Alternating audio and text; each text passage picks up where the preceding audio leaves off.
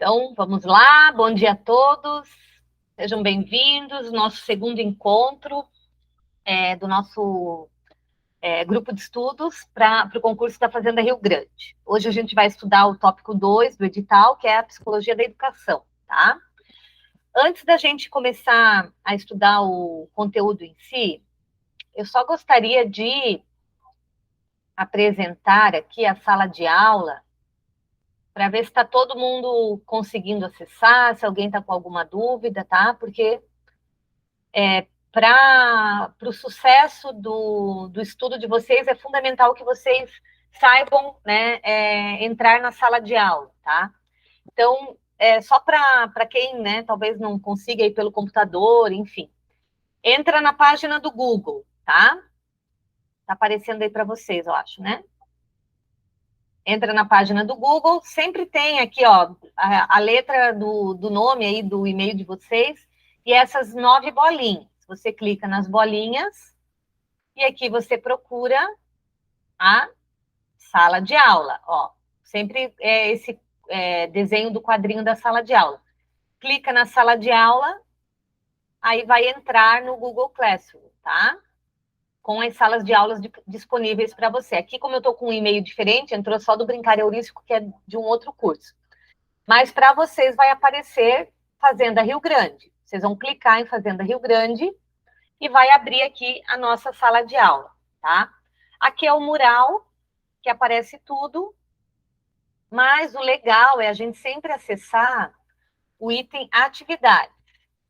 Então, o que vai ter aqui na atividade? Vai ter a sequência do nosso estudo sempre numerado. Então, a gente começou com leitura e escrita na educação infantil. Clicou, o que vai aparecer? Todos os documentos que vocês podem estar estudando para complementar os estudos. Sempre vai ter o link da videochamada e no final do dia, que a gente fez o encontro ao vivo, eu disponibilizo a gravação, né? E aí, por exemplo, você participou hoje ao vivo, mas você quer retomar, quer assistir novamente, você clica na gravação e você consegue assistir quantas vezes você quiser.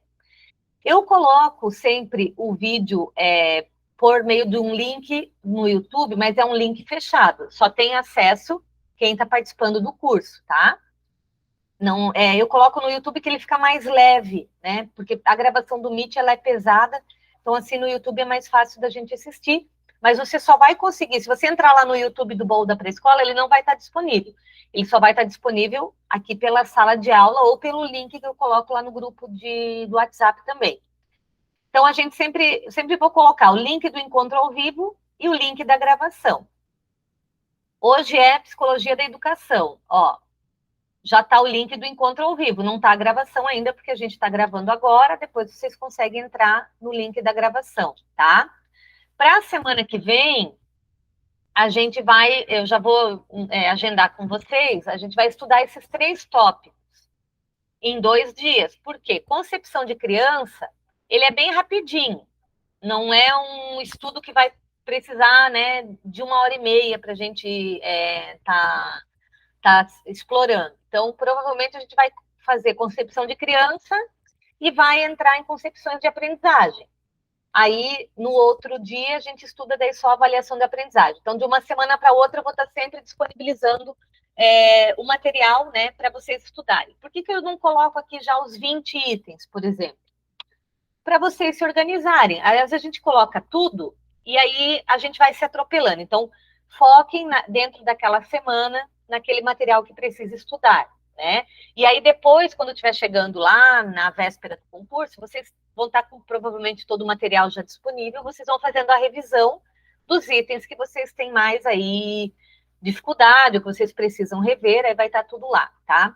Alguns itens, eu estava terminando de organizar o material ontem, eles são curtos, como a gente viu ali, como eu falei, concepção de criança, né? É algo que talvez em 30 minutos, 40 minutos a gente consiga estudar. Para que a gente consiga fazer simulados, né, dentro do cronograma até a data do concurso, talvez os itens que eu acho que são mais curtos, eu até grave a aula, disponibilize para a gente ter tempo aí de fazer simulados também, tá? Ou vamos ver se a gente consegue, como eu falei ali, fazer 2 itens no mesmo dia. É que tem alguns, por exemplo, LDB. Como ele não deu os tópicos da LDB, a gente vai ter que dar uma olhada na LDB como um todo, né? Educação infantil e ensino fundamental, principalmente. Claro que a gente não vai precisar entrar em EJA, sei lá, ensino médio, né? Outras coisas. A gente vai focar no educação infantil e ensino fundamental. Mas talvez a gente precise de 2 encontros para estudar toda a LDB, né? Então, por isso que eu pensei, talvez os itens que forem mais práticos, mais rápidos, eu até grave, disponibilize a gravação, para que no encontro ao vivo a gente possa estar explorando mais, né, os itens que merecem uma atenção maior, tá? Mas, enfim, vocês vão ter acesso a todos os itens do edital, como eu combinei ali, tá? Outra coisa, utilizem a aula ao vivo, né, para quem está acompanhando ao vivo, para fazer perguntas também, né? E quem não está acompanhando ao vivo, está assistindo a gravação, mandem as suas perguntas também. Por isso que é um grupo de estudos, né? Senão eu gravaria as aulas e mandaria todas as aulas gravadas para vocês. O objetivo é que a gente troque experiências, né? Troque perguntas também, troque as nossas dúvidas aqui, tá? Então é um espaço para que vocês participem.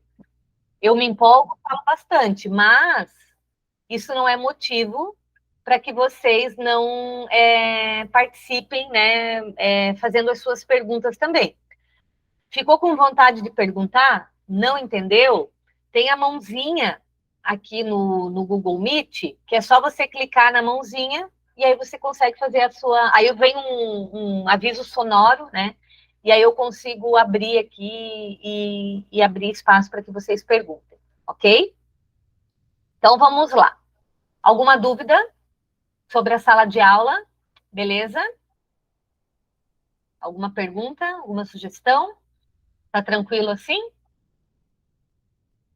Então, vou continuar, já que vocês não estão falando.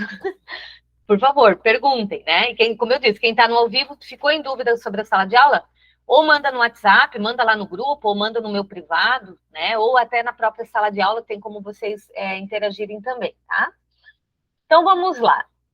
Eu coloquei 2 materiais sobre psicologia da educação para vocês na sala de aula, e eu escolhi esse, que é mais prático, tá?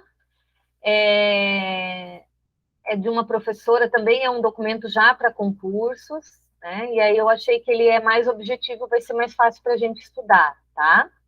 É da professora, quem organizou esse material, ó, Marina B. Becali. É ela que organizou esse material e disponibilizou na internet. Então, eu achei assim que ele é bem objetivo e vai atender aí essa demanda de estudos da psicologia. Desse material, eu vou trabalhar o item 1 e o item 4 aqui ao vivo, tá? Mas vocês podem estar retomando ele, lendo ele na íntegra posteriormente, tá?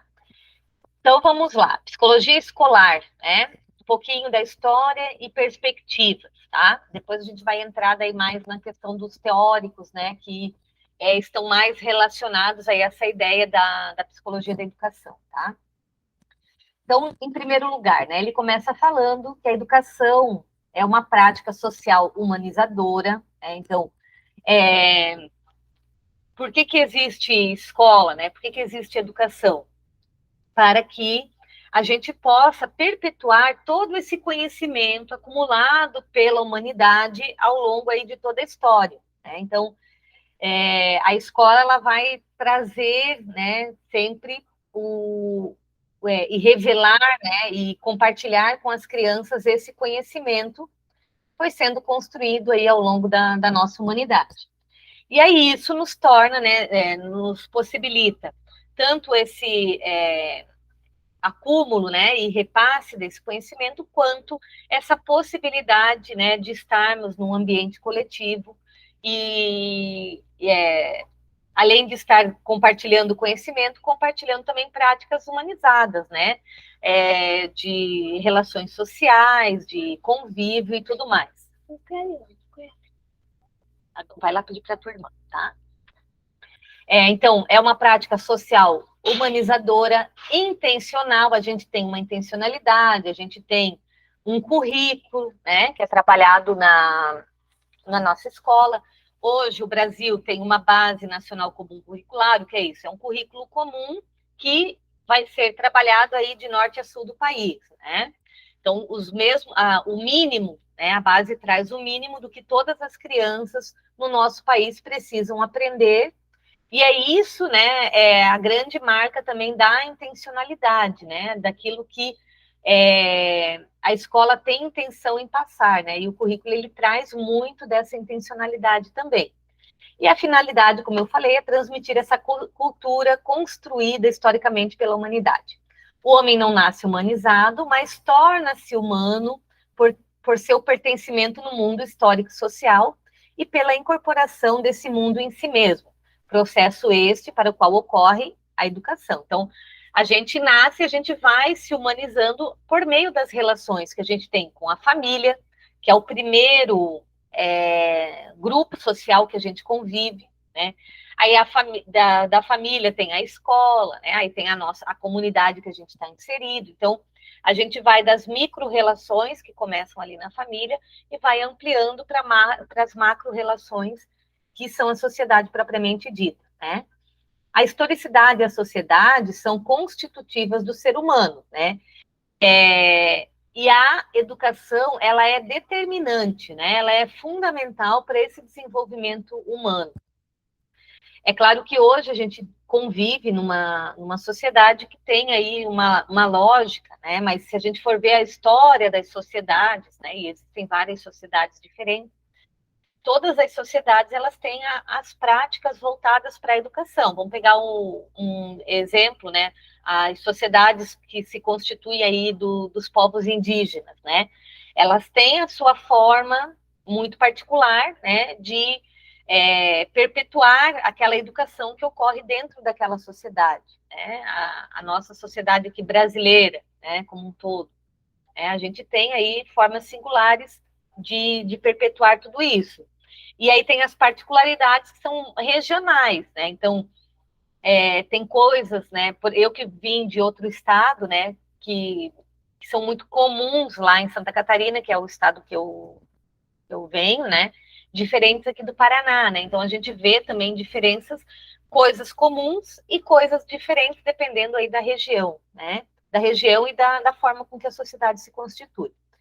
A escola, né, nesse sentido, ela pode ser considerada como uma instituição gerada pelas necessidades produzidas pelas sociedades que, por sua complexidade crescente, demandavam formação específica dos seus membros. A escola adotou, ao longo da história, diversas formas em função das necessidades que teria que responder, tendo sido, em geral, destinada a uma parcela privilegiada da população, a quem caberia desempenhar funções específicas, articuladas aos interesses dominantes de uma dada sociedade. Então, aqui ela traz um pouquinho aí da própria história, né, de como surgiram as escolas.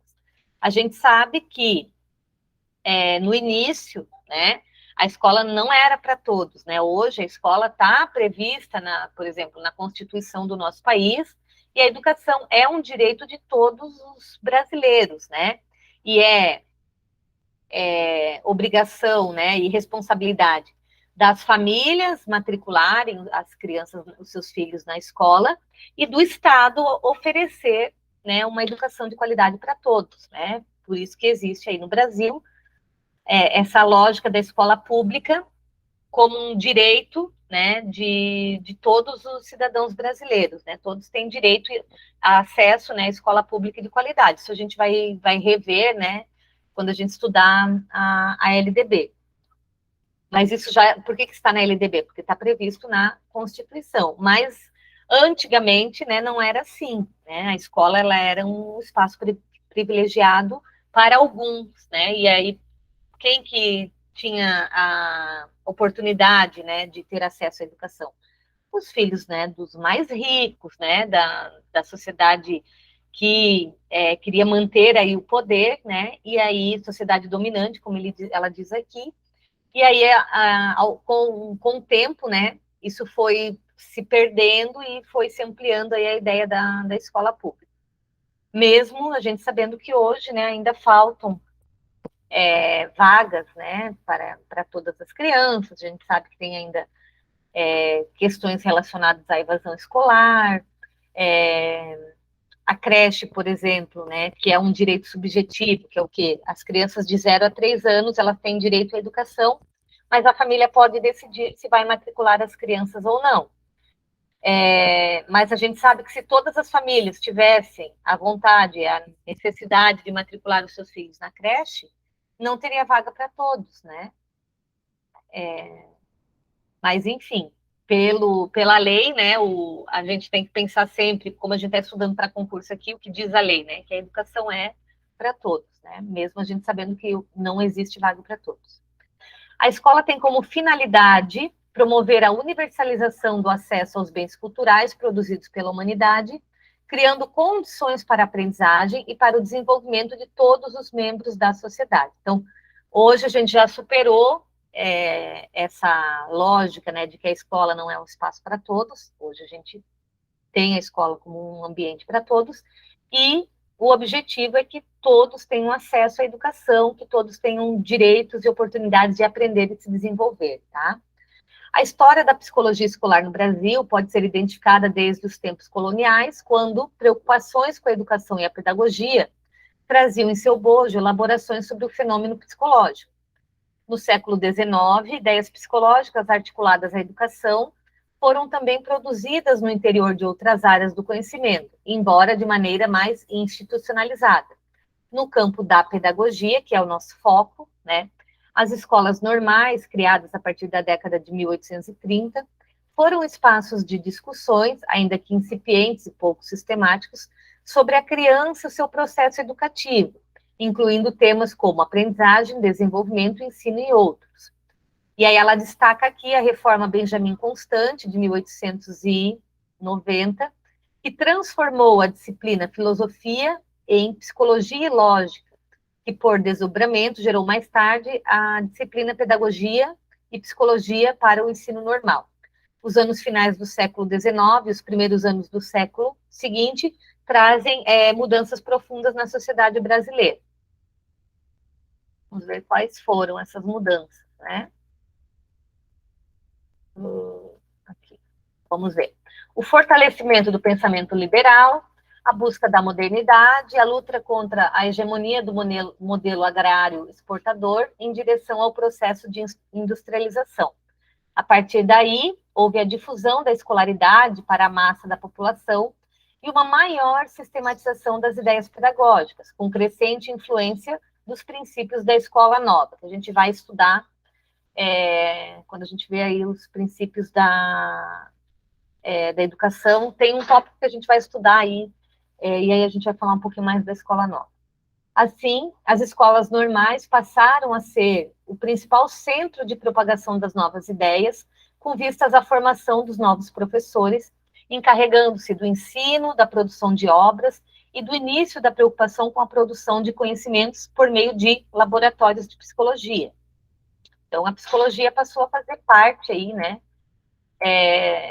da formação dos professores, né? É o que ele vem trazendo aqui. Foi nesse quadro que ocorreu a conquista de autonomia da psicologia como área específica de conhecimento no Brasil, deixando de ser produzida no interior de outras áreas do saber. Então, ela derivou aí da pedagogia, né, a partir da necessidade dos profissionais da educação de pensar, né, sobre, principalmente, essa questão do desenvolvimento da criança, de como a criança aprende, por que alguns aprendem e outros não, de pensar sobre o comportamento das crianças, né? Então, daí surge essa necessidade, e aí a psicologia passa, né, a ganhar força aqui no Brasil, como um conhecimento próprio, né, tanto para o desenvolvimento do pensamento psicológico como uma área, né, separada da pedagogia, como para a psicologia difundida aí, né, a pedagogia sendo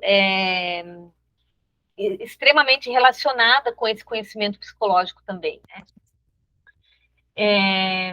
Então, né, a psicologia passa a ser reconhecida como uma ciência autônoma e dando as condições para que, por essa via, penetrassem, né, os conhecimentos da psicologia que vinham sendo produzidos em outros países, né, em outras regiões do mundo, né, como a Europa e os Estados Unidos.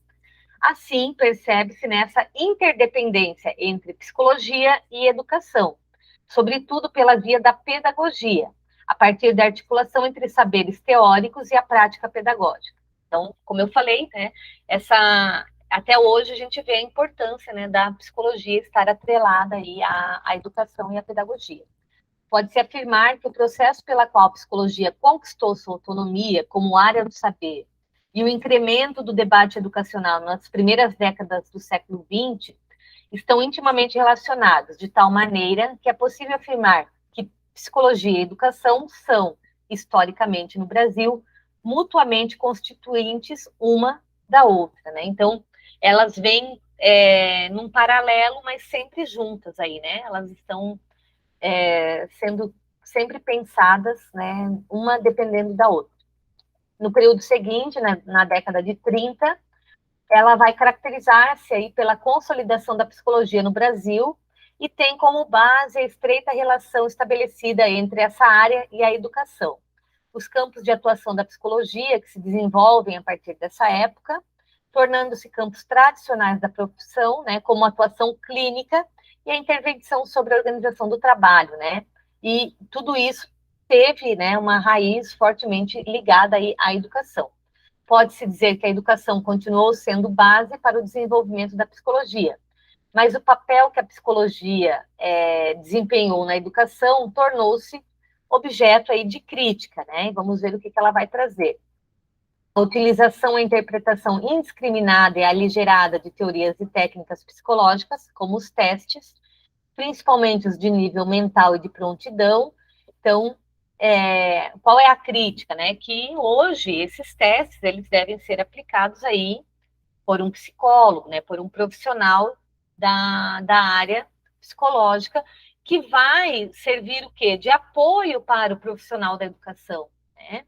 Então, por isso que a gente que tem experiência, né? Por exemplo, eu tenho 22 anos aí de sala de aula.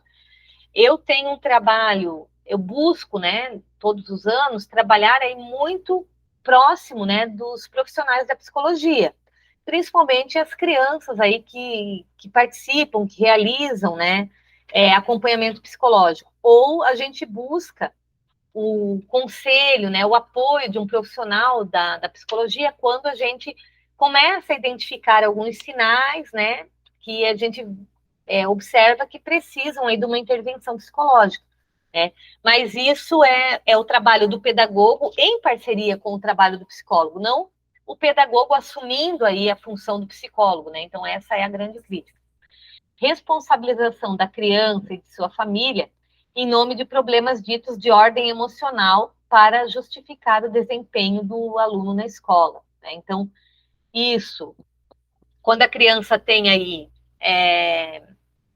situações, né, dentro da escola, relacionadas à ordem emocional, a gente precisa investigar a criança como um todo, e não só responsabilizar, isso é culpa da criança ou culpa da família, né? Então, existem outros aspectos que podem ser, inclusive, de ordem educacional, né? Problemas que a criança está enfrentando, às vezes, com o método que está sendo aplicado ali em sala de aula, né?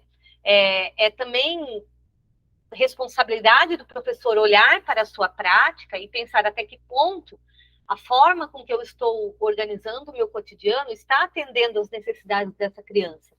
Porque nem todo problema, né, que surge na escola é de ordem, né, pessoal ou familiar. Às vezes é algo que surge pela relação que você estabelece com essa criança ali no cotidiano, né? Ou pelo método que você está utilizando, né? Pela forma com que você conduz a aula. Então, a gente precisa sempre analisar a criança de forma global, né? E não colocar aí, justificar o desempenho dela colocando a culpa sobre ela, né? Então, a gente precisa avançar nesse aspecto também, né? Pode ser, às vezes pode ser um problema na família? Pode, né? A gente não está descartando isso, mas não quer dizer que é só problema da família ou a culpa é apenas da criança, né? Redução dos processos pedagógicos aos fatores de natureza psicológica, né? A redução dos processos pedagógicos aos fatores de natureza psicológica colaboram com interpretações e práticas, no mínimo, equivocadas, desprezando o processo educativo como totalidade multideterminada, relegando a segundo plano ou omitindo fatores de natureza histórica, social, cultural, política, econômica e, sobretudo, pedagógica na determinação do processo educativo. Então, é isso que eu estava falando, né? Às vezes a gente acha que é só problema psicológico da criança, né? Mas a gente tem que olhar a criança de forma geral e investigar. E o professor, ele pode buscar aí o apoio, né, do profissional da psicologia para pensar junto, né, que fatores que estão influenciando, né, no comportamento ou no desempenho dessa criança e como a gente pode estar trabalhando junto para que essa criança avance, tá? Gente, se tiver alguma pergunta, alguma colocação, fiquem à vontade, tá? Pode abrir o microfone aí e falar. Então, vamos continuar. Estamos aí analisando ainda um pouquinho dessa parte histórica, né? E esse processo ele vai culminar em 1962 com a regulamentação da profissão do psicólogo. Então, é uma profissão recente, né? Se a gente for ver na história aí do nosso país, e o estabelecimento específico de cursos, né, para sua formação. As ações desenvolvidas no período anterior deram bases para os campos tradicionais da atuação na psicologia, né? Então, a psicologia educacional, né, que é a que a gente vai ter aí grande contato, né, quando a gente passar aí no concurso, né, ou para quem já atua sabe, né, o quanto a gente trabalha, né, com a psicologia na educação. Aí a psicologia clínica e a psicologia do trabalho, né? Então são três grandes campos aí que a psicologia desenvolve hoje, né? Com a regulamentação da profissão, o campo da atuação, antes base principal para o desenvolvimento da psicologia no Brasil, torna-se secundário para os profissionais da área. Isso se revela não apenas no âmbito curricular, mas, sobretudo, na preferência de alunos e profissionais pelos campos da clínica e da organização do trabalho.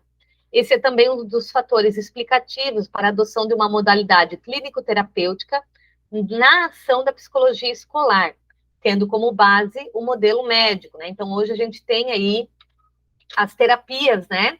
As crianças que são encaminhadas para a psicologia, então é desenvolvido um trabalho clínico com as crianças, com esse objetivo terapêutico para que elas avancem nas questões pedagógicas também, né? Auxiliando aí nesse desenvolvimento do que é desenvolvido, trabalhado na escola.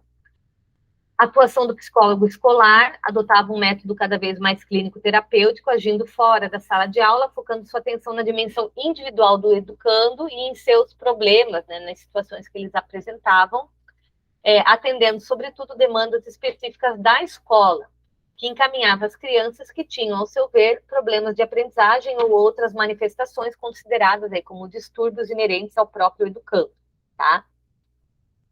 E aí criticava-se, né? Quais eram as grandes críticas com relação a isso? A utilização dos testes e a interpretação de seus resultados, que atribuía ao aluno a determinação dos seus problemas, desconsiderando as condições pedagógicas. Então, hoje, quando se aplica, né, esses testes, a gente precisa ver a criança sempre como um todo, não só como um resultado de um teste propriamente dito, né? E outra crítica aí, né, o encaminhamento de alunos com deficiência, que, sob a justificativa de lhes proporcionar uma educação especial, relegava-os a condições aligeradas de ensino e sem solução de continuidade, reforçando estigmas e preconceitos produzindo social e pedagogicamente a deficiência intelectual. Então, vejam, não vai ser só o trabalho uma criança com deficiência, né? O trabalho na terapia, né? Na terapia com o psicólogo, que vai contribuir para o seu processo de aprendizagem e desenvolvimento. O que ele está dizendo aqui? Que o pedagogo também tem que pensar sobre a sua atuação, né? Como o que eu, enquanto profissional da educação, posso fazer para que essa criança avance. Preciso adaptar o currículo? Preciso adaptar estratégias? Hoje a gente sabe que sim, né? Mas aqui, como ele está trazendo um histórico, né? Então foram questões que foram surgindo ao longo, né, de todo esse processo da implantação da pedagogia dentro da educação e que precisavam aí ser repensadas, né? E as interpretações e ações supostamente fundamentadas na psicologia por educadores e psicólogos, calcadas em fatores como atraso no desenvolvimento, distúrbios de atenção, fatores, né, motores ou emocionais, esses, em geral, relacionados estritamente às condições intrínsecas da criança ou da família. Então, como eu disse, então a gente sempre tem que olhar a criança como um todo, né? E uma das consequências apontadas por essas críticas era a desconsideração dos determinantes de natureza social, cultural, econômica e, sobretudo, pedagógica. Daí falar-se em reducionismo. Né? Então, é você reduzir, né, a situação apresentada pela criança, né, e acreditar que apenas, né, a terapia ali, né, surtiria efeito, né. Mas a gente, quando hoje a gente encaminha uma criança para o atendimento psicológico, né, a gente sabe que precisa ser feito um trabalho em conjunto. E quando a gente diz em conjunto, a gente está falando do trabalho, né, da responsabilidade da família também, né, e aí olhar para essa família, para as condições sociais, culturais e econômicas que essa criança vive, como, né, essa família pode estar contribuindo para o desenvolvimento dessa criança, olhar para o trabalho que é desenvolvido dentro da escola com todos os profissionais da educação que atuam com essa criança, né, o que a gente pode fazer para que essa criança avance, e aí em conjunto aí com a ideia, né, da psicologia escolar, né, para que a gente possa estar trabalhando sempre num coletivo, né. Acontece isso na prática, gente? Nem sempre, tá? Mas como a gente já falou lá no primeiro encontro, a gente tem que trazer aqui, a prova vai perguntar o que é esperado, né? E hoje o que é esperado? Um trabalho em conjunto. Então, que quando a gente pense na psicologia escolar, a gente entenda que são vários fatores que vão contribuir para o desenvolvimento da criança. Então, tem o fator psicológico, tem o fator social, tem o fator econômico, tem o fator cultural, tem o fator pedagógico, né? E aí, entendendo a criança dessa forma, né, como um todo. Então, a gente precisa pensar em várias vertentes que vão contribuir e no papel de cada um para que essa criança avance. Criticava-se, né, a utilização de um modelo clínico-terapêutico na área escolar, pois este baseava-se num modelo médico, estranho às determinações pedagógicas, que tendia a trabalhar aí as questões da patologia, né, meu Deus, patologizar, mas pensando nessa ideia das patologias, né, e individualizar o processo educativo, distanciando-se da compreensão efetiva dos determinantes desse processo e desconsiderando, ações, então, denominadas preventivas, que deveriam voltar-se para as condições mais propriamente pedagógicas, de forma a atuar mais coletivamente, com base naquilo que hoje seria denominado de interdisciplinariedade, com os demais profissionais da educação na escola, que é justamente aquilo que eu estava falando anteriormente, né? A gente trabalhar em conjunto. Então, tem o trabalho do orientador educacional, do coordenador pedagógico, tem o trabalho da própria gestão da escola, tem o trabalho do profissional da educação física, que vai, né, ser fundamental aí para o desenvolvimento motor e de outras questões. Então, a gente o professor? Mas é o professor trabalhando de forma interdisciplinar com os outros profissionais da escola e também, né, em parceria aí com o psicólogo, com a família, né, para que a gente consiga aí fazer com que a criança avance como um todo. Atualmente, a prática pedagógica está centrada nos processos de ensino e aprendizagem. Então, que formas, né, eu posso ensinar as crianças, né? Que maneiras, que possibilidades a gente tem para garantir um ensino de qualidade e pensar nas formas com que a criança aprende. Então, a gente não pode pensar só como eu vou ensinar, mas eu também tenho que entender como a criança aprende, né? E entendendo como a criança aprende, por isso que a gente vai ter um tópico falando só sobre as concepções de aprendizagem, né? Isso é fundamental para que eu possa pensar em como eu vou ensinar para atender aí as necessidades de todas as crianças, cuja finalidade é propiciar o desenvolvimento pleno do educando em todos os aspectos que constituem o sujeito singular e, ao mesmo tempo, pertencente aí ao gênero humano. Essa concepção de educação remete ao compromisso com a concretização de políticas públicas de educação, por isso que a gente tem as legislações, né? Por que existe uma política? Porque existe uma necessidade. A política, ela sempre vem atender uma necessidade. Se não tivesse necessidade, não precisava ter uma política, né? Então, existe uma política para atender uma necessidade. Hoje, que políticas públicas de educação a gente tem?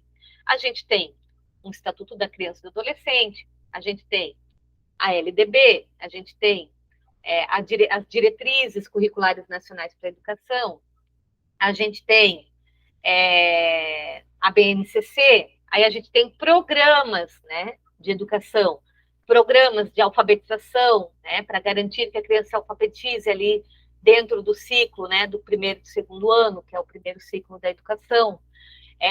A gente tem programas Proinfo, né, que é para a criança ter acesso aí às novas tecnologias. Então, existem várias políticas públicas de educação que visam, né, gerar aí o acesso, né, para que todas as crianças, como diz aqui na próxima fase, né, garantir o pleno acesso e condições de permanência de todos os educandos na escola, independente da sua condição, né? E aí cabe o quê? A escola transformar-se, a escola transformar. Então, eu, enquanto profissional da educação, também preciso pensar, né, no que eu posso melhorar e a escola como um todo, né, para que possibilite condições efetivas de escolarização, né, para que a criança aprenda e se desenvolva plenamente, né? E essa questão traduz aí, efetivamente, o princípio da educação inclusiva, que incorpora não só a educação dos alunos com deficiência, né, das crianças que possuem necessidades especiais, né, necessidades educativas, mas todos aqueles que, por diversos motivos, são alijados da escola e de seus bens, né? Então, estão à margem, né, não têm o acesso. A gente precisa garantir, né, por isso que a gente faz, por exemplo, na escola, busca ativa, né?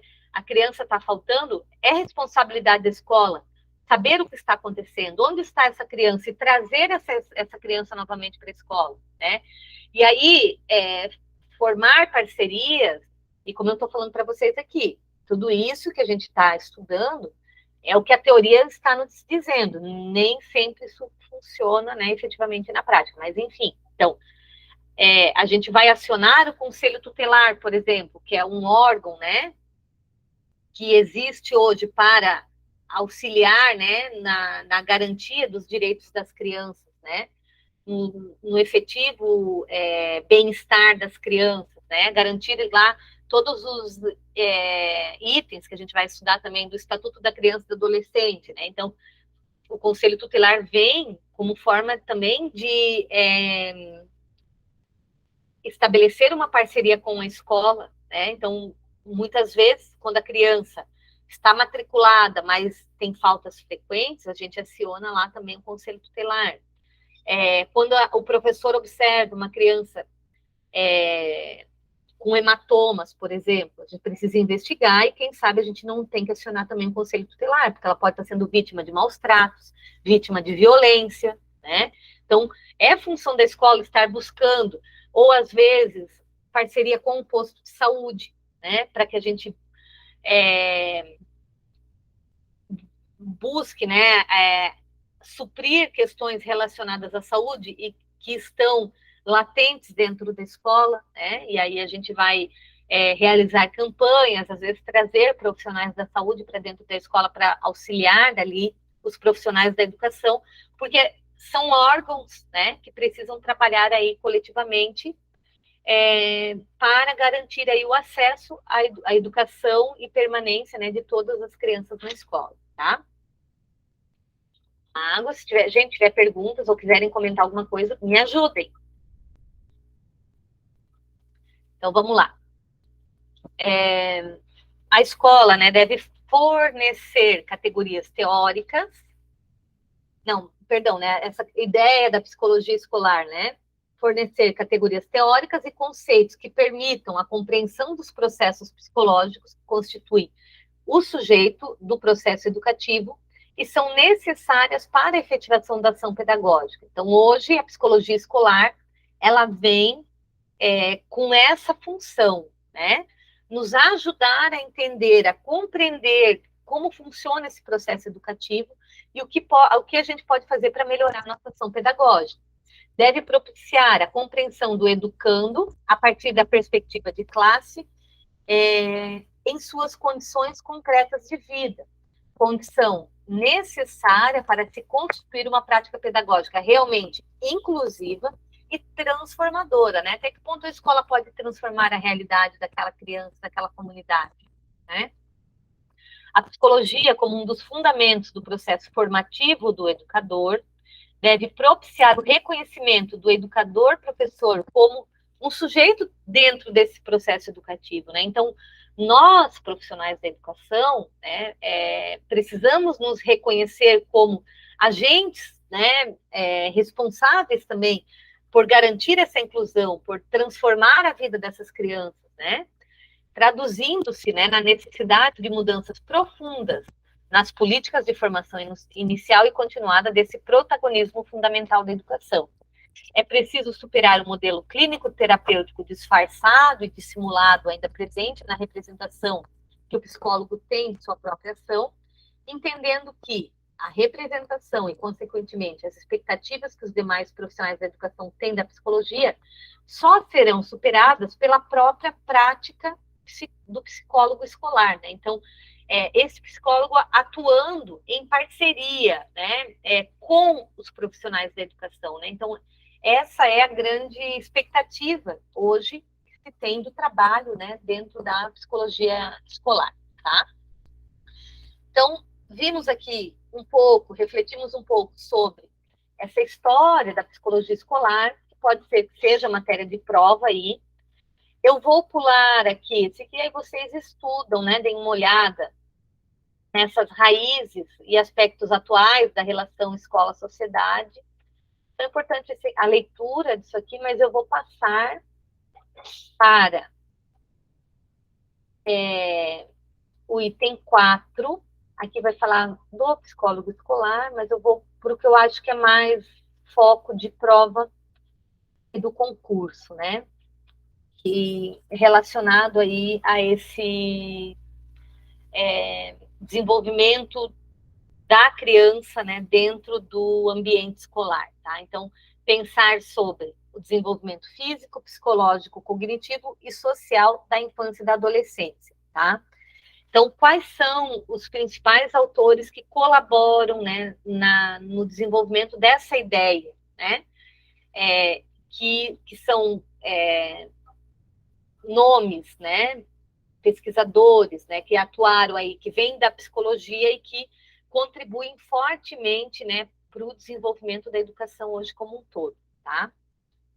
Então, vamos pensar aí, em primeiro lugar, na criança, né? E aí aqui depois ele vai trazer o adolescente, e o nosso foco é a criança, porque o nosso concurso é dentro, né, do que hoje o Estatuto da Criança e do Adolescente considera criança que até ali os 12 anos, né? Então a gente vai estar atuando com crianças da educação infantil, que é 0 a 5, e do ensino fundamental, séries iniciais, né? Que vai até ali, acho que os 9, 10 anos, né? O quinto ano até. Primeiro é com 6, segundo 7, terceiro 8, quarto 9 e quinto 10. Isso, até os 10 anos. Então a gente vai focar aqui na criança, né? O adolescente é foco aí para outros concursos, no caso não é o nosso, tá? Então vamos lá. Desenvolvimento cognitivo da criança, tá? Então, Piaget, que é um velho conhecido nosso, né? Ele teve aí grande influência, né? Um dos grandes estudiosos do desenvolvimento cognitivo, né? Então, qual foi a base aí do estudo de Piaget, né? Entender como se desenvolve o pensamento e o conhecimento da criança, tá? E aí a gente vai trazer aqui o Piaget, né, como um nome, e pelo que eu vi nas provas anteriores da Unifil, né, eles trazem Piaget e trazem Vygotsky, que a gente vai ver agora de manhã também, né, falando aí sobre essa forma, né, com que esses pesquisadores atuaram aí na questão do desenvolvimento, tanto educacional quanto psicológico das crianças, tá? Então vamos lá. Piaget. Então, foi um dos grandes estudiosos do desenvolvimento cognitivo. Ele parte do pressuposto, então anotem isso aí, né? Que o desenvolvimento mental não pode ser dissociado do crescimento físico e defende que há aí um paralelismo entre eles. Então, conforme a criança vai crescendo, vai se desenvolvendo fisicamente, ela vai desenvolvendo aí o seu cognitivo, né? Então, o físico e o cognitivo estão intrinsecamente ligados, segundo Piaget, tá? Então, a criança vai crescendo e vai se desenvolvendo mentalmente juntos, tá?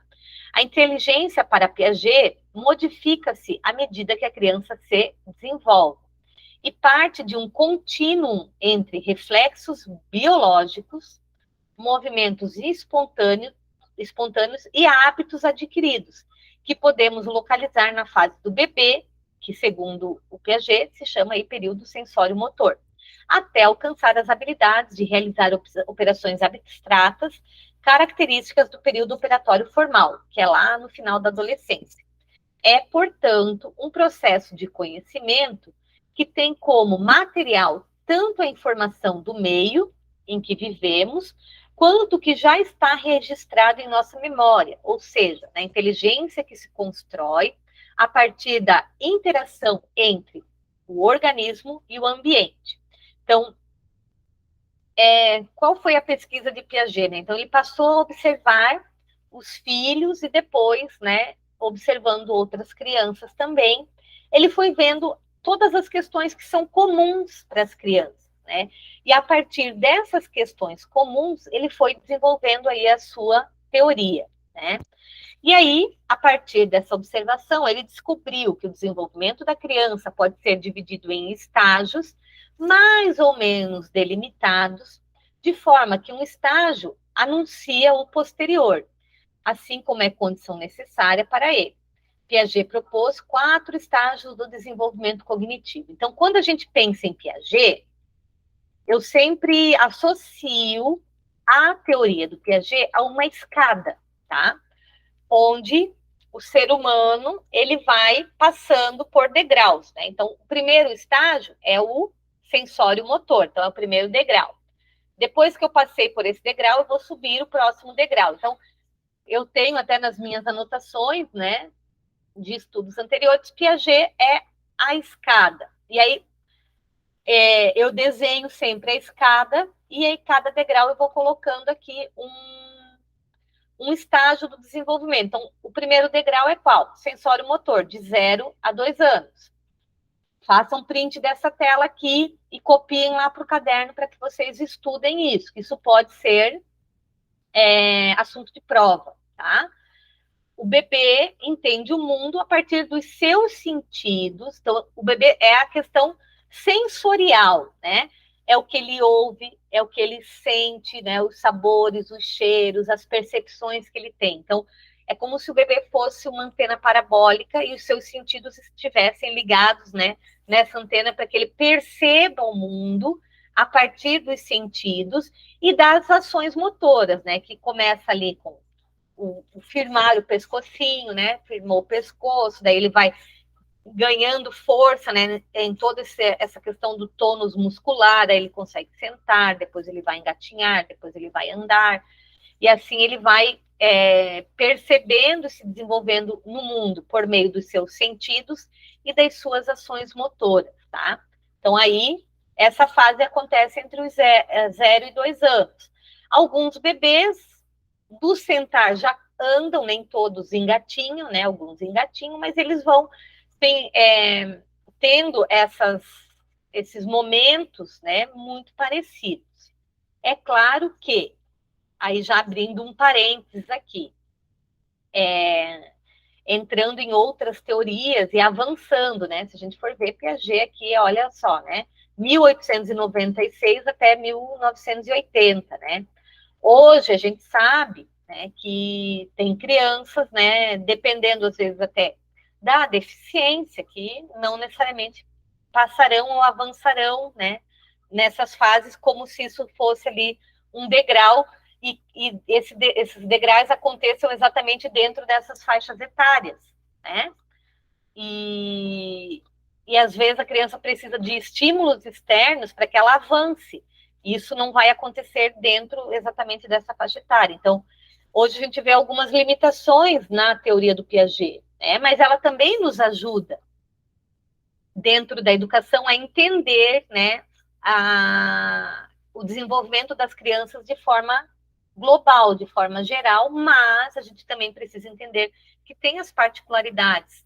O meio influencia, que é a contribuição muito grande aí do Vygotsky, que a gente vai ver daqui a pouco, né? Tem as influências do meio, tem as influências orgânicas, biológicas, né? Então tem outras influências que podem fazer com que essa escada não funcione exatamente como descreve Piaget, tá?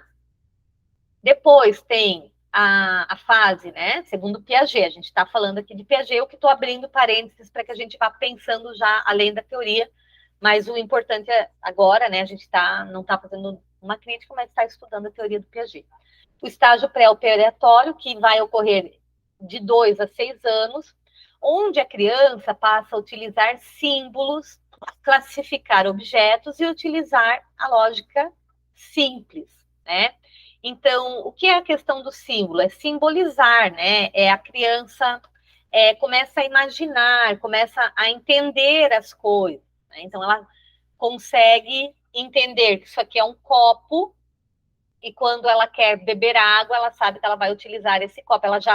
Aí ela pede, mãe, eu quero um copo para beber água, por exemplo, né? Então, ela já tem a imagem do copo, ela já simbolizou isso, né? Na sua mente, e aí ela consegue representar aí através da linguagem ou através de uma linguagem gráfica, né? Ela vai utilizando aí outras formas, né, de simbolizar as coisas, classificar objetos e utilizar aí a lógica simples, tá? Isso de 2 a 6 anos, que é o período aqui da educação infantil, de 0, né, a 5, 6 anos ali a criança está concluindo essa etapa da educação infantil. Então, nós, enquanto profissionais da educação infantil, a gente vai ter um tópico que é só sobre o desenvolvimento infantil, a gente vai falar sobre isso novamente, né? Mas isso influenciou diretamente nessa questão da psicologia e do desenvolvimento cognitivo das crianças. Depois vem o operatório concreto, que aí é a criança de 7 a 11 anos, então ela já está lá no ensino fundamental, né? E a gente vai iniciar o desenvolvimento das operações mentais, né? Como adição, subtração, inclusão de classes.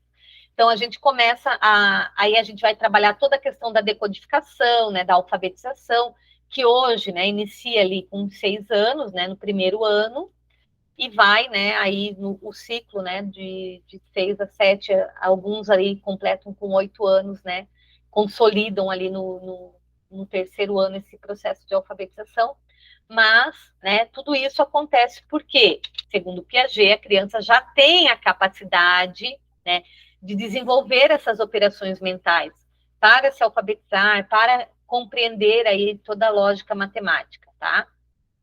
E o último degrau do Piaget é o operatório formal de 12 anos em diante, né? Onde o adolescente já tem a capacidade de organizar ideias, eventos e objetos, imaginando e pensando dedutivamente sobre eles, né? Então, ele já consegue aí realizar algo, né, muito relacionado, né, já o que nós adultos fazemos com muita facilidade, essa questão do planejamento, da organização mental das coisas, né, e aí a partir dos 12 anos, né, a gente já tem essa questão do operatório formal muito consolidado, né, a gente organiza isso de forma muito mais prática do que a criança, né? Ainda no operatório concreto, ela vai se apropriar dessas operações mentais e utiliza muito do concreto, né? Por isso que, por exemplo, na matemática, né, a gente vai alfabetizar a criança matematicamente, né, desenvolver o letramento matemático por meio aí de objetos, né, associando, né, relações a quantidade ao símbolo, né? A gente vai estar sempre relacionando a mesma coisa na alfabetização, né? A gente vai associando a letra, o som, a palavra, o texto, ou do texto vai partindo para a palavra, para a letra, para o som, independente do método que a gente vai estar utilizando, mas a gente vai fazendo essas operações que são mais concretas. E já para o adolescente, o adulto, a gente já consegue ter isso já, a gente já tem isso organizado mentalmente, e a gente vai para outra fase aí, né? Do planejamento, do pensamento dedutivo, né? A gente já tem capacidade aí de compreender melhor todo esse processo que se dá aí as coisas, tá? Então, com relação a essa ordem, né, apresentada aqui por Piaget, alguma pergunta? Alguém quer falar alguma coisa? Contribuir também? Tem vontade. Então, vamos lá. Segundo Piaget, né, os estágios seguem uma ordem fixa de desenvolvimento, mas as pessoas passam por eles em velocidades diferentes, né? A criança em idade escolar apresenta uma capacidade de raciocinar sobre o mundo de uma forma mais lógica e adulta, de uma forma mais lógica, né? E adulta, embora adquira a habilidade de realizar essas operações apenas no concreto, ou seja, vendo, pegando, experimentando, especialmente no início desse estágio, é imprescindível que as aprendizagens contemplem oportunidades de contar, comparar, analisar, experimentar e rever, né? Que são coisas muito comuns que a gente trabalha na escola, porque a criança tem essa necessidade, né? Do concreto, contar, comparar, analisar, rever, né? Então, isso é fundamental que a gente compreenda, né? E aí, partimos para Vygotsky, tá? Então, Vygotsky, ele vai propor também, né, na área da psicologia, tá? A teoria sociocultural. Então, o que Vygotsky vai defender? Que só há desenvolvimento tipicamente humano se a pessoa for exposta a uma cultura. Então, aí tem até aquelas histórias lá do menino lobo e tudo mais, né? Então, a lenda aí, né? Enfim, se a criança for inserida num mundo completamente animal, por exemplo, né? Que aí a gente vai lá para a lenda do menino lobo, ela vai estar aprendendo a sobreviver, né? Não sei se eu acredito que não se desenvolveria, né? Acabaria falecendo. Se a gente largar um bebê numa selva, ele vai morrer, né? O bebê ele tem essa dependência do outro para sobreviver, né? Enquanto ele é bebê, ele precisa do adulto ali para alimentá-lo, protegê-lo, trocá-lo, né? E além dessas necessidades físicas, né? Fisiológicas que o ser humano tem, essa dependência que o ser humano tem do outro, enquanto nessa relação de cuidado acontece, a criança também vai aprendendo, ela também vai aprendendo a ser humano, ela vai ter contato a uma linguagem. Então, por exemplo, o bebê, quando ele nasce, a gente diz que os bebês eles são universais, eles não nascem com uma linguagem gravada na sua mente, né? Se o bebê nasce no Brasil, ele vai aprender a língua portuguesa. Agora, eu sou brasileira, né? E ganhei o meu bebê lá na China, né? É claro que ele vai aprender a língua. Se eu falar em português com ele, ele vai aprender a língua portuguesa, mas estando, né, em contato com uma outra língua, ele vai também ter acesso a outra língua. Mas o bebê que nasce lá na China e não tem nenhum contato com a língua portuguesa, né? ele vai precisar aprender depois, posteriormente, a língua portuguesa, porque ele vai desenvolver a linguagem da sociedade que ele está inserida. Né? Então, ele está sendo exposto a uma cultura. Então, hoje, por que a gente aprende a se alimentar sentado numa cadeira e numa mesa? Porque isso é algo que faz parte da nossa cultura, né?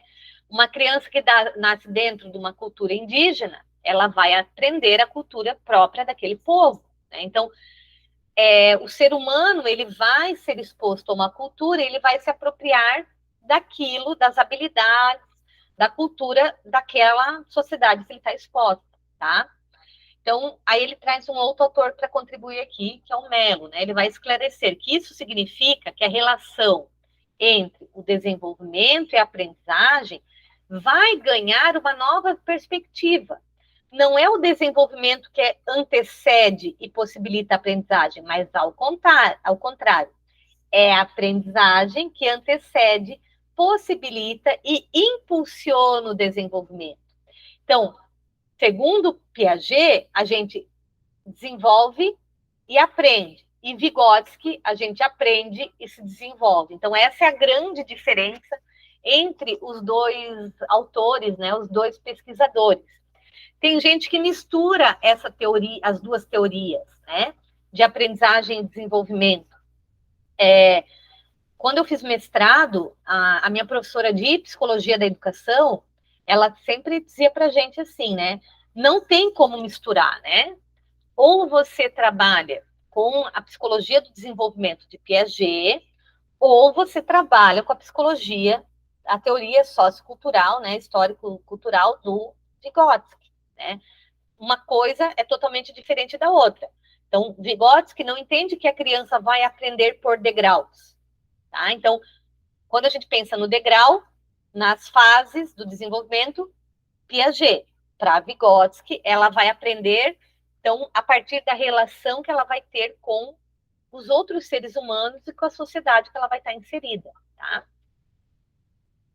Então, os adultos significativos, né, as pessoas mais velhas que convivem diretamente com a criança e que serão responsáveis pelo seu desenvolvimento, como os pais e professores, né? Então, ele traz aqui as figuras chaves nesse processo de desenvolvimento da criança, de aprendizagem e desenvolvimento da criança, ou os pares, que são fundamentais, os irmãos, os primos, os colegas de escola, né, mais velhos que a criança vai ter contato, ou os mais novos também, são os que auxiliam a criança a dirigir e organizar o seu aprendizado até que ela internalize. Então, vamos lá. Print na tela agora.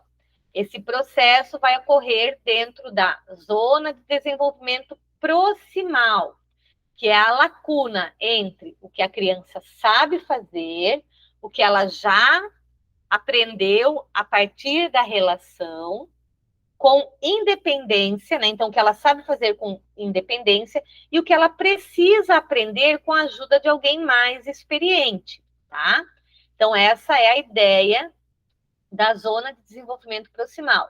Vygotsky não vai descrever o desenvolvimento em fases ou estágios, então não tem a história da escadinha para Vygotsky, mas ele vai defender uma aprendizagem que ocorre durante toda a vida, com ajudas específicas do ambiente social e cultural para desenvolvê-la.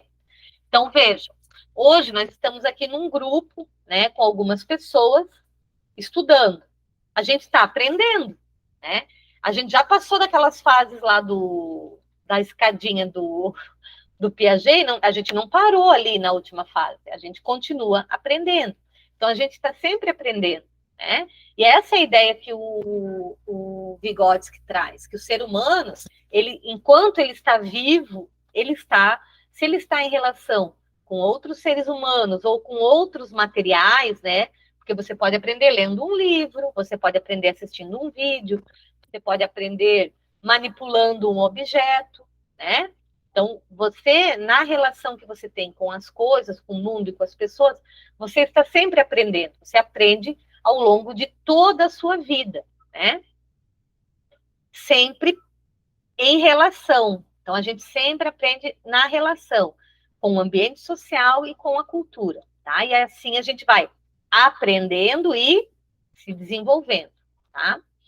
Então, a teoria de Vygotsky traz implicações muito importantes para a educação. Assim como Piaget, Vygotsky também enfatizou a aprendizagem ativa em vez de passiva. Então, aquela ideia que a gente vai estudar quando a gente vê ali as teorias de aprendizagem, né? Que a criança, né, é uma tábula rasa, né? Que você vai escrevendo ao longo da vida, ou buscando lá Skinner, né, do estímulo-resposta, né? A gente já aprendeu que não, né? Que a criança ela vai ter um papel ativo também dentro desse processo de aprendizagem dela, né? Por isso que hoje se fala tanto na palavra protagonismo, né? Então, a ação da criança também é importante para o seu próprio desenvolvimento.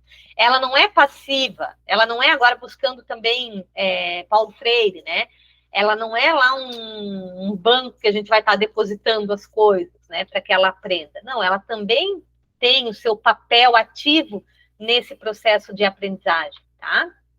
Então, para eles, é imprescindível identificar o conhecimento que a criança possui para, então, ela poder avançar. Então, por isso, por exemplo, acho que alguém levantou a mão.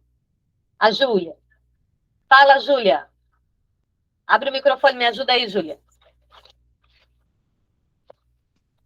Não, eu só me lembrei de uma frase que bem famosa de Vygotsky, que ele fala assim: o bom ensino é aquele que se adianta ao desenvolvimento. E bem o que o Melo citou, né? E sempre eu me lembro dessa frase, essa questão que ele coloca da aprendizagem do meio, né? Como ele coloca em evidência o meio, as pessoas, a interação com as pessoas como o que impulsiona o desenvolvimento. Perfeito, é o pilar. Bem isso. Legal, obrigada, Júlia. E aí que eu ia falar, né? Essa ideia da gente entender o que a criança já sabe, identificar o conhecimento que ela possui para então avançar. Então, o que eu ia falar, semana que vem, dia 13, começa as aulas, né? Eu fui chamada no concurso de Colombo. Essa semana, né, a gente está em formação, semana que vem a gente começa com as crianças. Eu já estou com o meu planejamento pronto para a semana. E o que vai ter aí todos os dias, que faz parte do meu planejamento? Sondagem. Eu preciso saber o que a criança sabe. Eu preciso saber como ela escreve, né? Aí a gente viu no encontro passado ali, né, as hipóteses de escrita, né? Quando a gente estudou a leitura e escrita. Então, eu preciso saber, todas as crianças que estão já na hipótese alfabética, são alfabéticas ortográficas, porque a partir disso eu vou dar continuidade ao meu planejamento para as próximas semanas e para o ano.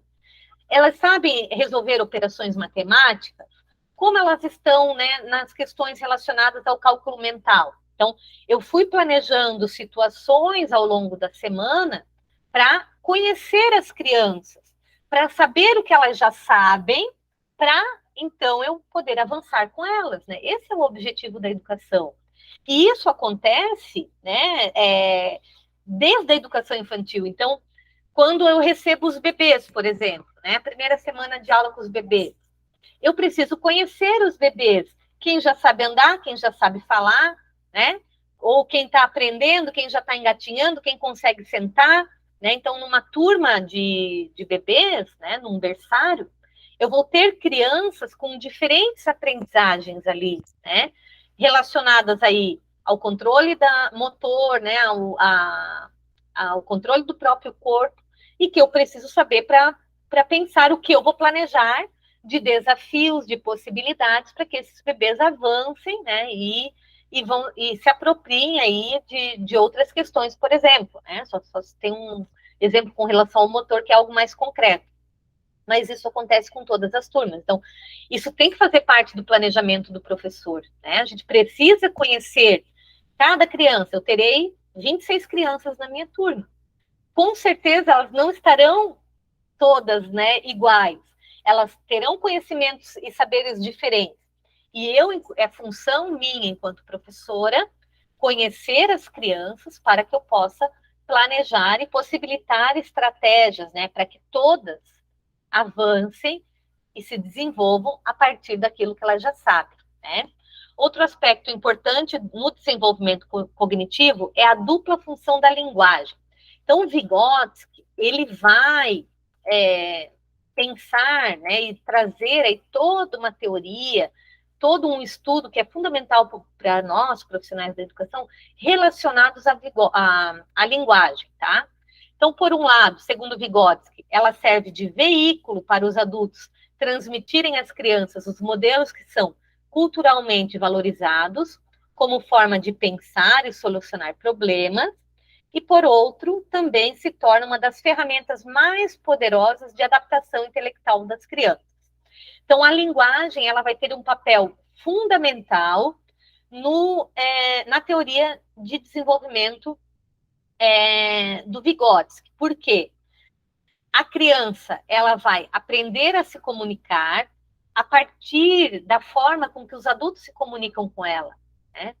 Então, ouvindo os adultos falarem, que ela vai aprender a falar, né?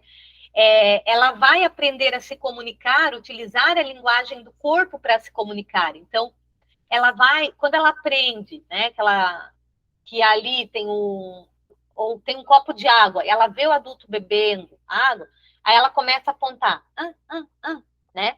Ela aprendeu a se comunicar, ela usa a linguagem corporal para falar que ela está com sede, que ela quer água, né? E aí nós, enquanto adultos, fazemos o quê? Você quer água, né? E aí a gente oferece água lá para a criança, para que ela vá aprendendo a nomear as coisas, a se comunicar através da fala, né? Então, todos esses processos de linguagem, eles são fundamentais para o desenvolvimento e a adaptação intelectual das crianças. Considerando o desenvolvimento cognitivo, à medida que transitam pela idade escolar, as crianças fazem progressos constantes nas habilidades de processar e reter informações. Compreendem como a memória funciona e desenvolvem estratégias para utilizar, né? Então, como eu falei para vocês lá no primeiro encontro, eu preciso escrever para aprender, né? Então, isso foi algo, provavelmente, que eu aprendi lá desde criança, né? Para que eu possa consultar algo, né? Depois, eu vou buscar nas minhas anotações. Então, escrevendo, eu aprendo. Então, foi uma forma, uma estratégia que eu aprendi para entender como a minha memória funciona, por exemplo, né? Através da escrita. Tem gente que tem memória fotográfica, tem gente que tem memória auditiva, basta escutar que vai processando ali todo o seu conhecimento. Tem gente que tem memória visual, né? Eu preciso ler, eu preciso ver, eu preciso estar atento ao que está sendo apresentado para que eu aprenda. Então, existem várias estratégias, né? Que aí cada um, perdão, vai se conhecendo e vai buscando essas estratégias que vão funcionar para vocês. Para vocês e para cada criança também, né? Então, as crianças, elas desenvolvem a capacidade de atenção concentrada, focalizando no relevante e desconsiderando o relevante da informação. A aprendizagem da leitura e da escrita amplia o repertório funcional da criança, proporcionando o acesso às ideias e à imaginação de pessoas, lugares e tempos distantes. Então, aqui, falando dessa questão cognitiva mesmo, né? Seja considerada a aprendizagem da leitura e da escrita, seja tomando a aprendizagem de conhecimentos socialmente construídos, o sucesso do desempenho escolar está diretamente associado ao que a escola e os profissionais oferecem enquanto ambiente organizado de aprendizagem para a aquisição das habilidades pertinentes a esse contexto. A família também é um contexto de aprendizagem e exerce influência muito grande sobre a criança em idade escolar. Uma boa interação entre esses dois eixos, escola e família, pode auxiliar as famílias a desenvolverem, junto aos seus filhos, o interesse e a valorização pela escola. Então, por exemplo, o primeiro dia que eu comecei na escola, ali em Colômbia, eu perguntei, quando vai ter reunião de pais? Porque eu, enquanto professora, quero me preparar e quero conversar com as famílias, né, sobre como eles podem estar apoiando seus filhos nesse processo de aprendizagem e desenvolvimento ao longo do terceiro ano, né, que vai ser o ano que eu vou estar trabalhando com eles, né? Então, é fundamental a gente conhecer as famílias, é fundamental a gente fazer entrevista com as famílias, a gente chamar as famílias lá no dia da nossa permanência, por exemplo, para que a gente possa estar conhecendo melhor e buscando estratégias, né, para que as famílias também possam auxiliar as crianças. E aí, Vygotsky defende essa ideia também, né? O desenvolvimento social e emocional e social. Então, ao longo da idade escolar, de 6 a 11 anos, o crescimento cognitivo possibilita às crianças que as crianças desenvolvam conceitos mais elaborados sobre ela mesma, assim como maior controle emocional. Nessa fase, as crianças vão se conscientizando de seus próprios sentimentos e dos sentimentos dos outros, começam a controlar melhor suas emoções em situações sociais. Então, Vygotsky vai falar aí sobre essa questão do controle emocional também. O crescimento emocional se expressa em autocontrole de emoções negativas. Os ambientes familiares escolares são fundamentais para o desenvolvimento do controle da emoção e da autoestima, né? Que são sentimentos positivos acerca das suas possibilidades, a confiança em si mesmo, maior facilidade em aceitar os desafios. Então, a nossa atuação enquanto professor, né, a gente tem que estar sempre buscando enxergar o potencial da criança e fazer com que a criança perceba tudo aquilo que ela é capaz, né? Como ela pode avançar a partir daquilo que ela já sabe, né? Então, a gente não tem que valorizar só o negativo, a gente tem que, na verdade, a gente nem tem que valorizar o negativo, a gente tem que valorizar o positivo, aquilo que ela sabe, aquilo que ela é capaz, para que a gente possa desenvolver essa autoestima, né? Esse sentimento positivo acerca das suas possibilidades. Relacionar-se com os pares da mesma idade cronológica é um excelente aprendizado de comportamentos pró-sociais.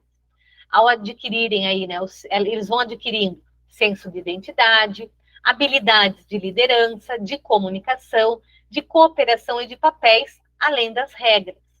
É o início, né, a escola proporciona isso, esse afastamento dos pais, das famílias, já que o grupo de amigos abre novas perspectivas. Então, essa interação com os pares é fundamental. Todavia, nessa fase, a identidade do grupo tem a ver com as diferenças de gênero, que determinam o tipo de relação e de amizade, né? Os meninos têm maior quantidade de amigos que as meninas, e de brincadeiras, né? Meninos preferem brincadeiras ao ar livre, e que necessitam de grande atividade física, enquanto as meninas brincam em lugares cobertos e mais próximos da casa delas. Isso são algumas características, mas não quer dizer que isso é regra, né? Porque a gente tem, hoje, buscando aí até a própria ideia do Vygotsky, né? A gente vê que tudo o meio vai influenciar e a personalidade de cada um também, né? Que são características, mas que não são necessariamente determinantes. É que ele vai trazer outro autor, tá? Muito também estudado, comum aí nas teorias do desenvolvimento, que é o Erik Erikson. Em sua teoria do desenvolvimento psicossocial, ele destaca que durante o ciclo de vida, o indivíduo enfrenta 8 principais crises ou conflitos. Cada conflito ou tarefa a ser vencida surge em um determinado momento específico, né, em função tanto da maturação biológica, quanto das exigências sociais que o indivíduo tem em enfrentar diferentes momentos da sua vida. Cada crise, se vencida, prepara para uma resolução satisfatória da próxima crise, né, dos próximos conflitos. A tarefa da idade escolar seria a produtividade versus a inferioridade. Nesse período, a criança deve adquirir a competência de realizar as tarefas acadêmicas. Então, a gente já está falando aí das crianças a partir dos 6 anos, né? Nesse período, a criança, ela está sendo alfabetizada e frequentando a escola, o que propicia o convívio com pessoas que não são seus familiares e exigirá maior socialização, trabalho em conjunto, cooperatividade e outras habilidades necessárias. Caso tenha dificuldades, o próprio grupo irá criticá-la, passando a viver a inferioridade em vez da construtividade. A postura do professor é fator primordial, mais do que dos pais, porque a criança precisa sentir-se competente também fora do lar, no convívio social e na aquisição das habilidades escolares. Nessa fase, o incentivo e a atenção do educador são fundamentais. Enquanto a idade escolar é permeada por aquisições cognitivas importantes, que impulsionam o desenvolvimento psicossocial, não se observa mudanças físicas significativas. E aí, já na adolescência, né, além das mudanças físicas, a gente vai observar mudanças cognitivas, psicossociais expressivas, que preparam a pessoa para a autonomia e para a vida produtiva.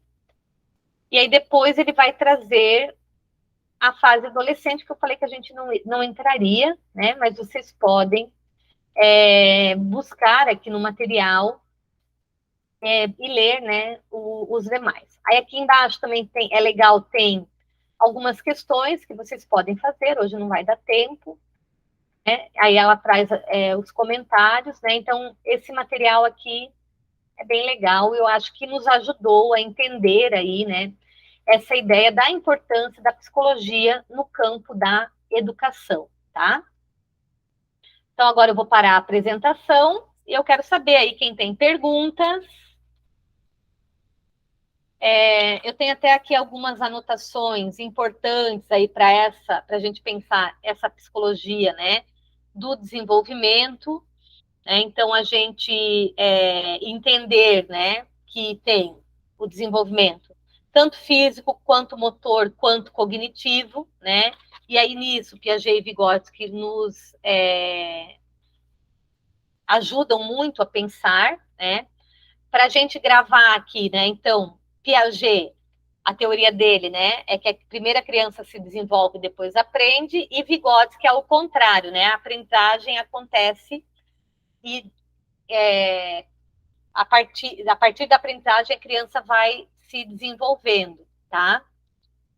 Ali no material, ele só traz a zona de desenvolvimento, acho que foi proximal que ele falou, né? Mas a gente precisa entender que, na teoria de Vygotsky, isso a gente até vai se aprofundar nas próximas aulas, né, em outros tópicos, tá? Mas tem a zona de desenvolvimento real, que é aquilo que a criança consegue fazer sozinho, a zona de desenvolvimento proximal, que é esse processo de aprendizagem, que foi o que ele trouxe ali no texto, né? Ela traz o conhecimento prévio dela, e aí ela vai ter contato com algo novo, e a zona de desenvolvimento potencial, que é quando ela precisa dessa mediação, tanto do adulto quanto do meio, né, dos objetos, enfim, para que ela aprenda. Então, Vygotsky entende esse desenvolvimento a partir desses aspectos, como se fosse um aspiral, né? Então, quando a gente pensa em Piaget, a gente pensa lá na escada.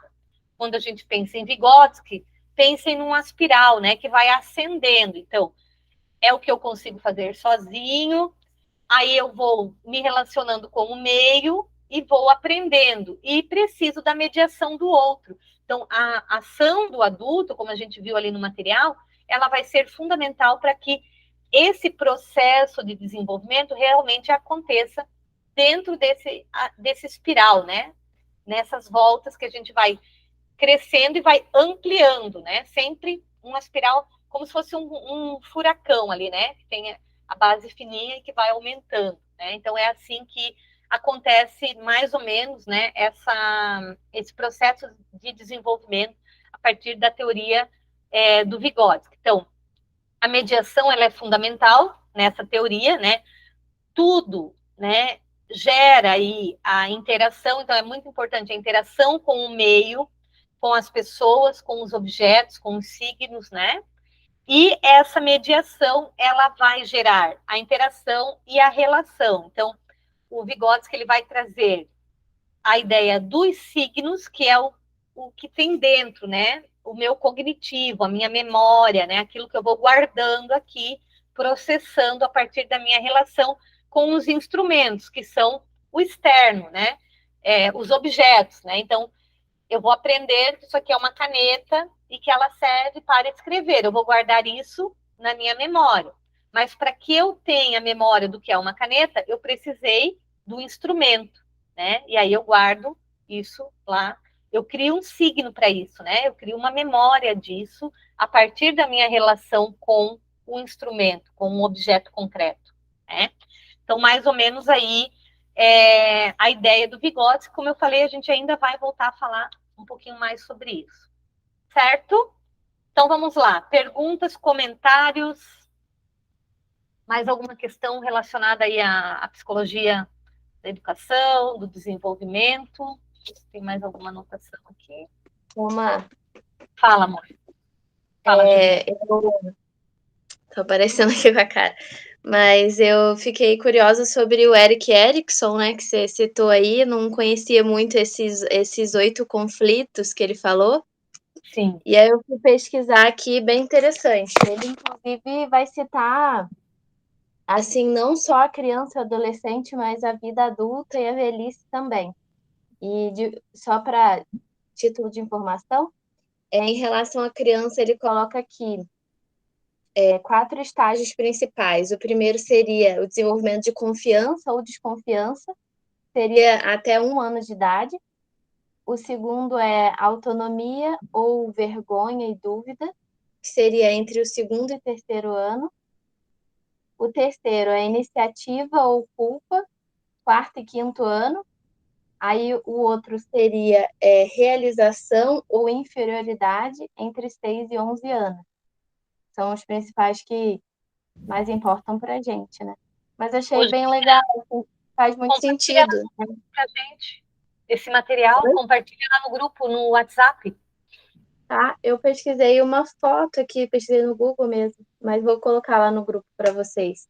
Compartilha o link, que aí a gente pode estar estudando. Também não é um autor que eu conhecia, e também bem interessante, né? Que é mais um autor que vem colaborar aí com essa ideia da psicologia da educação, né? Sim, são questões desenvolvidas na cidade mesmo, dependendo da relação da criança com os adultos. Por exemplo, no primeiro ano, ela vai ou desenvolver uma atitude de mais confiança, ou uma atitude de mais confiança, e assim por diante os outros.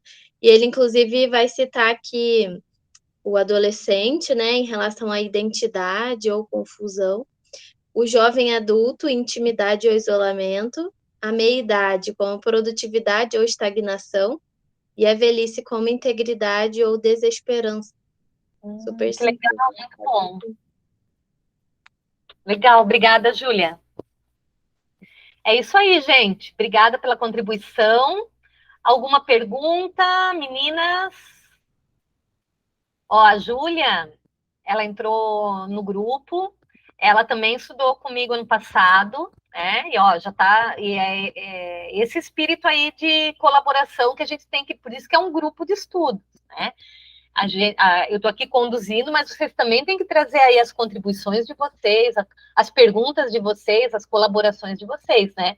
Porque essa é a ideia, como eu falei, de fazer o ao vivo, né? Senão eu só gravava as aulas aqui, e a ideia é a gente justamente fazer como a Júlia fez hoje, né? Participar, ampliar, colaborar, trazer algo, né, para contribuir também, tá? Porque é no grupo que a gente aprende, é na relação, né? Então, eu não quero estabelecer aqui, como eu disse, né, uma relação bancária, só depositando conhecimento. Justamente a ideia do grupo de estudos é essa, que a gente troque, né, que a gente aprenda um com os outros. E a colaboração da Júlia hoje foi maravilhosa, fundamental, e aí ela já deve estar colocando lá no grupo para a gente ampliar aí o nosso conhecimento com relação a esse autor, que traz aí uma colaboração fundamental para nós, enquanto profissionais da educação, pensarmos também sobre essa ideia, né, da psicologia e do desenvolvimento da criança e o quanto a nossa ação influencia, né, no desenvolvimento das crianças. Certo? Então, vamos abrir essas câmeras aí, quem consegue. Eu sei que tem prof aí que está com um probleminha na câmera, mas para a gente bater a nossa fotinho do final. Depois, quem me segue lá no Insta, daí aí eu marco lá vocês, ou vocês, depois eu coloco a foto no grupo, vocês marcam lá o baú da pré-escola também, tá? Então, vamos lá, quem consegue abrir a câmera, abre aí, pra gente dar aquele sorriso. Acho que é só a Elisa que estava com problema na câmera, né, Elisa? Falou no começo, foi? Então, vamos lá, um sorrisão aí, gente. Muito bem, vamos lá, todas aprovadas aí no próximo concurso, hein? Certo, meninas? Eu quero combinar semana que vem, tá? Eu tinha anotado, acho que eu anotei aqui na agenda. Semana que vem, a gente pensou, né? Eu até falei lá no grupo, da gente estar revezando de manhã e à noite. Aí, para mim, ficaria bom na segunda-feira. Aí eu queria ver se a gente pode começar segunda às 9 da manhã, que segunda é o primeiro dia de aula com as crianças. Eu quero ir mais cedo para a escola para arrumar a sala e tal, né? Aí eu queria encerrar, né? Daí fazer das 9 às 10h30. Pode ser? Segunda às 9? Beleza? Fala, Josi, abre o microfone. Pois é, eu não vou poder participar, sim, só na sexta-feira, mas tudo bem, sem problema. Então tá, daí tu assiste a gravação depois. À noite, tranquilo. Oi? Eu também não vou poder participar nos dias agora que forem no período da manhã, porque tá. Volto a trabalhar na semana que vem, aí nos da noite eu participo. Beleza. Aí pra noite, semana que vem, que eu sempre tenho compromisso à noite, segunda e quarta, sabe? E aí na terça, por coincidência, semana que vem eu tenho um exame de ultrassom, e aí eu marquei para o final depois da escola, né? Então eu poderia na quinta, às 19 horas. Pode ser? Pode. Acho que é melhor, porque daí sexta a gente tá cansada, né? Acho que quinta-feira ainda tem um gás aí. Sim. Então tá. Então fica, semana que vem, no dia 13, às 9 horas, quem puder ao vivo, quem não puder, a gravação sempre à noite daí, tá? Eu vou estar mandando. E no dia 16 às 19, beleza? Combinado? Então tá bom, daí eu coloco lá no grupo também. Então, meninas, muito obrigada. Continuem estudando. Deixa eu parar a gravação aqui.